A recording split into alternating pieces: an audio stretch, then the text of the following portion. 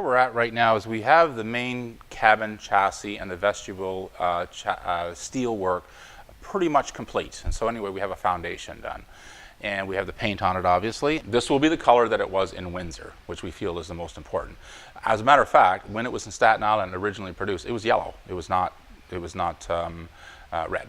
We do have original color still on some of the boards that we have, as well as some of the metal panels that went along the front, and we've color matched them.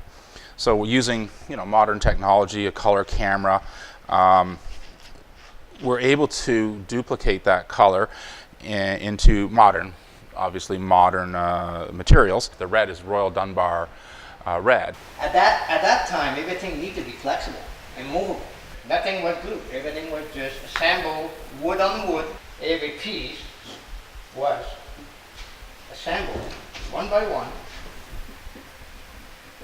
Another example of the flexibility that was maintained in the car, yet still structurally sound, was the fact that these were put together without glue. However, they were wood pegged, and that was the method of assembly at the time. This is another example of the joinery from one component to the next.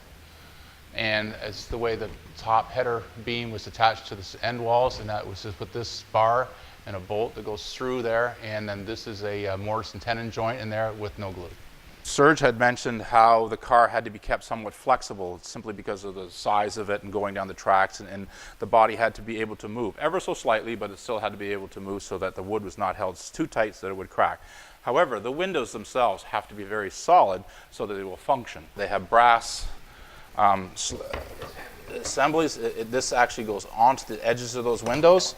They have brass slides on the lower windows that actually keeps them very tight. Very ingenuitive. There must have been some experimenting going on at one point and say, hey, we can't do that. We got to do this, and this works. But it's well thought out, very well thought out. Even right down to brass guides for the windows to go up and down. These are cast brass guides. These posts are actually bowed out like this. The windows have a slight angle on them, and the reason for that is so that when it would be raining in that, the windows would be slightly outward facing at the bottom and allow the water to drip off as opposed to going inside. Another example of how complicated those posts are to make.